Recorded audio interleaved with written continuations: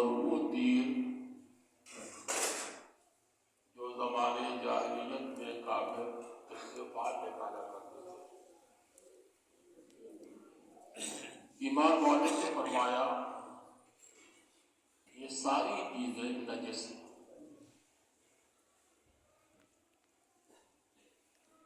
شراب یہ کیا ہے؟ ناپاک۔ ایمان والوں کو یہ ناپاک چیزیں زیب نہیں دیتی، اور ظاہر فرمایا یہ شیطانی کام نہیں ہے۔ شراب ہو، جوا ہو، یہ سارے کام کیا ہیں؟ شیطانی کام۔ ناپاک تو ہے، شیطانی کام۔ اور آپ غور کیجئے کہ شراب کے بارے میں فرمایا کہ وہ ہے شراب۔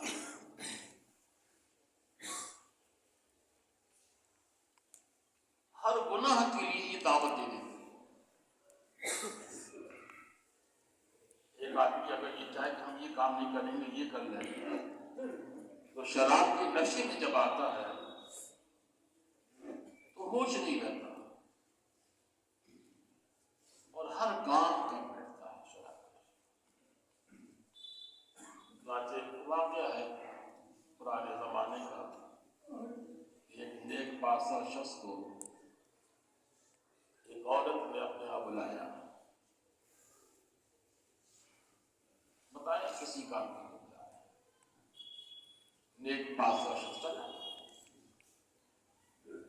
گھر میں پہنچا تو اسے سارے دروازے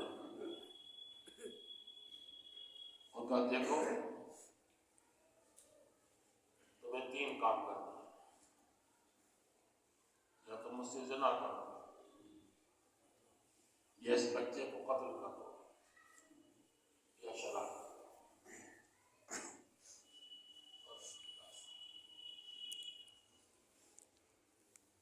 شراب بھی ہے، ایک طرف عورت زنا کی دعوت بھی دے رہی ہے، اور دوسری طرف بچہ ہے اس کو قتل کرنا ہے۔ ایک کام کرنا، اور زنا کرنا بھی کوئی معمولی گناہ نہیں، بچے کا قتل بھی، کسی سارے جان کو ضائع کر دینا۔ سوچنے لگے کہ اب تو ہم قید ہو گئے، نکلنے کوئی صورت بھی نہیں ہے، کوئی نہ کوئی ایک گناہ ضرور کرنا پڑتا۔ تو ان تینوں میں سے سب سے ہلکا گناہ کیا سمجھا؟ شراب۔ شراب یہ ہلکا گناہ، اسی کو کرنا۔ زنا کرنا، یہ بچوں کو قتل کرنا، یہ بہت بڑی بات ہے۔ چنانچہ انہوں نے شراب پی، اور جو شراب پی جب ہوش کھو بیٹھے تو زنا بھی کر لیا، بچے کو قتل بھی کر دیا۔ اسی لیے کہا گیا شراب کیا ہے؟ یہ برائیوں کی جمع۔ اور ہم دیکھتے ہیں ہمارے سماج میں، آپ دیکھیں ایک شرابی جو اپنے نشے میں ہوتا ہے تو گالیاں بھی دیتا ہے،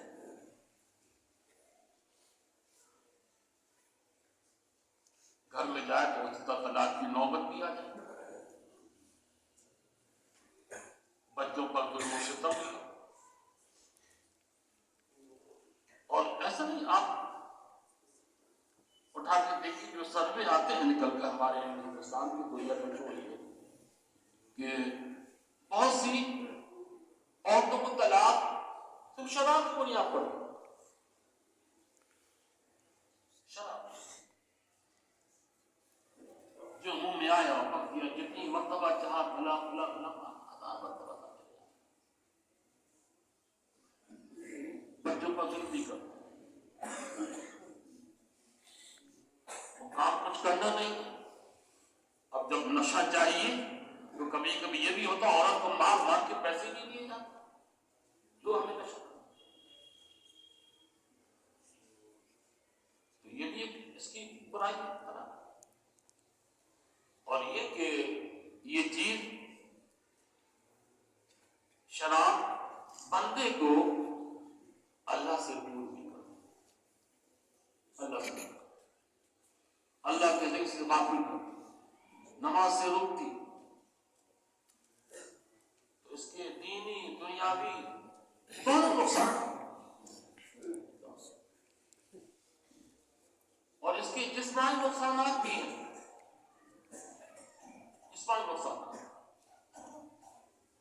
اور اس کے پینے والے کے بہت سے اعضاء متاثر ہوتے ہیں، مگر سب سے زیادہ جگر اس سے متاثر ہے. اچھی موت ہی نہیں ہوتی شراب. اور میرے آقا نے شاہ فرمایا قرب قیامت میں شراب نوشی عام ہو جائے گی. اور آج حیرت یہ ہے کہ وہ ملک جو اسلام کے نام پر بنے ہیں، جس کے حکمراں مسلمان ہیں اور کہتے یہ ہے کہ ہمارا نظام قرآن و حدیث پر ہے، آج اللہ کی پناہ ان مسلم ممالک کی شراب کی دکانیں کھل چکی ہیں. شراب کی دکانیں کھل چکی ہیں. یہ کیسا نظام قرآن، یہ کیسی اسلامی حکومت کہ جس چیز کو پروردگار عالم نے حرام فرمایا تھا. اچھا غور کیجیے آپ، شراب ایک ایسی چیز ہے پینا بھی حرام، پینے والا بھی گنہگار، پلانے والا بھی گنہگار، جو پیسہ لگائے وہ بھی گنہگار، جو لے کر آئے وہ بھی گنہگار، جو اس کی اختیار کرے وہ بھی گنہگار، جو شراب کے لیے اپنی دکان دے وہ بھی گنہگار. یعنی کسی طرح کا بھی اس میں اگر آپ تعاون کریں گے تو جو اس میں تعاون کرے گا سب اللہ کی بارگاہ کے مجرم ہوں.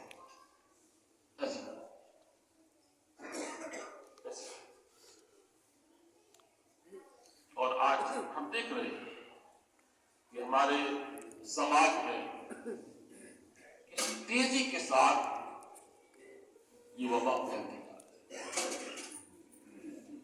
ہمیں دوسرے سے کچھ لینا دینا نہیں، ہمیں اپنی قوم سے مطلب ہے. ایمان والوں ذرا سوچو کہ آپ کا بھائی، آپ کا بیٹا، آپ کا سگا رشتہ دار یہ شرابی ہے. اور اگر شرابی ہے تو کیا کبھی ہم نے اس کو تنبیہ کی، سمجھانے کی کوشش کی؟ ایک عجیب بات ہے ہمارے سماج میں، ہماری اگر کسی سے ایک لڑائی ہو، حالانکہ وہ شرعی لڑائی نہیں، ہماری اپنی ذاتی لڑائی ہے، تو بات کہاں تک پڑتی ہے؟ اتنی بات پڑتی ہے کہ موت و زندگی سب چھوٹ جاتی ہے، تو اس سے کوئی تعلق نہیں، ہمارا ذاتی معاملہ ہے.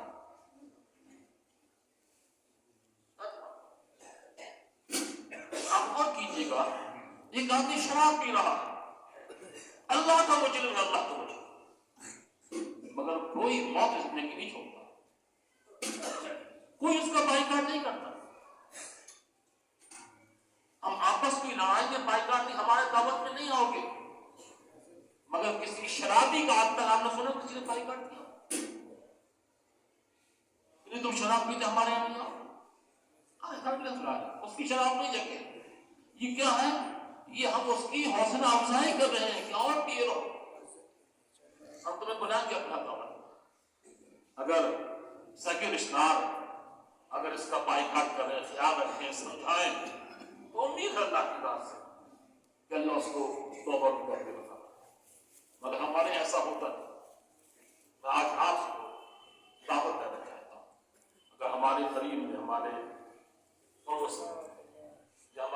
کوئی ایسا ہے تو ہمیں سمجھانا چاہیے، تنبیہ کرنا چاہیے، اور ایسے لوگوں کو بائیکاٹ کرنا چاہیے تاکہ یہ بری بلا، یہ عظیم گناہ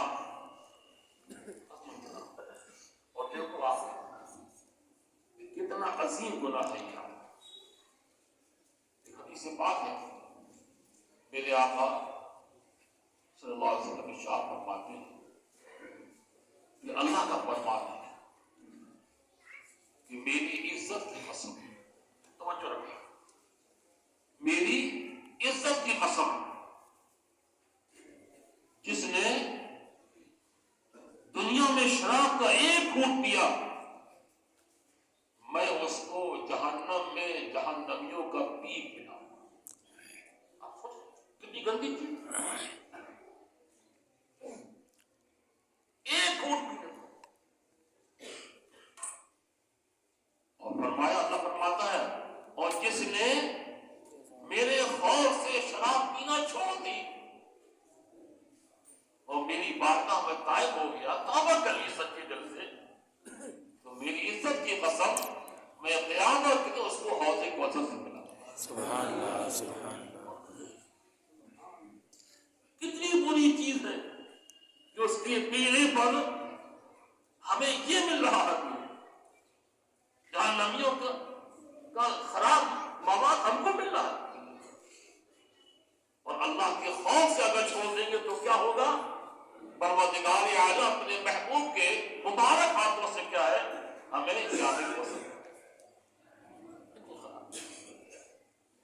ہمیں غور کرنا چاہیے کہ یہ چیزیں ہمارے سماج سے ختم ہوں، اور ایسے لوگوں کے لیے کوشش کرو کہ ان کو سمجھاؤ، اکیلے نہیں، دو چار لوگ بیٹھ کر سمجھاؤ، بتاؤ ان کو اس کے دنیاوی نقصانات بھی ہیں، کسرا کے نقصانات بھی ہیں، اور آخر کے جو نقصان وہ نہیں ہے وہ تو بڑے اہم ہیں، بڑے اہم۔ اور ایک حدیث سے لوگ آتے ہیں اور غور کرو کہ کتنی بڑی سزا ہے، کتنی بڑی سزا ہے۔ آپ میں سے کوئی ایسا نہیں، اس میں ہم بھی داخل ہیں، ہر آدمی جو عبادت کر رہا ہے، نماز روزہ زکات جو بھی کر رہا ہے، وہ کس لیے؟ اللہ راضی ہو جائے، مجھے جنت مل جائے۔ سب جنت کے لیے کر رہے ہیں، کوئی سے بڑی، سب جنت کے لیے کر رہے ہیں۔ پر آقا ارشاد فرماتے ہیں کہ 3 لوگ ایسے ہیں، 3 لوگ ایسے کہ اللہ نے فیصلہ کر لیا ہے کہ ان کو جنت میں داخل نہیں ہے۔ اللہ نے فیصلہ فرمایا، 3 لوگ ایسے ہیں جن کو اللہ جنت میں داخل ہی نہیں فرمایا، اور وہ کیا ہے؟